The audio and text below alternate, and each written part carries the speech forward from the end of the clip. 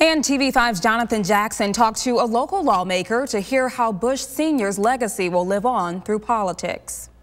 Over the arc of his life, President Bush has served our nation as a tremendous force for good, and we proudly salute him for his unwavering devotion to our country and our world. In his 94 years of life, President George Herbert Walker Bush spent nearly 70 of them serving our country. And it's those decades of devotion that have continued to inspire and influence others around him, even here in mid-Michigan.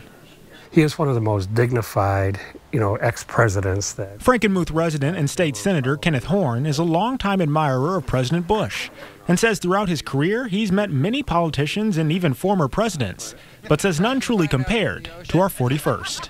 But the first time Senator Horn met former President Bush was back in the early 80s, and he says it's a moment he'll never forget.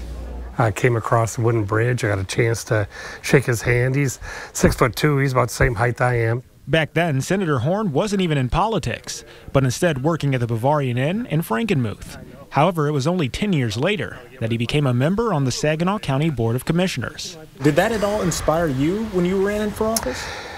Yeah, in a sense. I got a chance to, when I talked about him, that kind of authenticity, that kind of civility is something that is certainly inspiring to young people, and it was to me. Now, with almost 30 years of politics underneath his belt, Senator Horn hopes others in his field will continue to be inspired by President Bush's legacy, but admits there's one thing he'll miss most about him. I think it's the civility and the integrity that I'll miss the most. In Frankenmuth, Jonathan Jackson, WNEM TV5. A state funeral is a 7 to 10-day event. Ceremonies will be held in the former president's home state of Texas and Washington, D.C.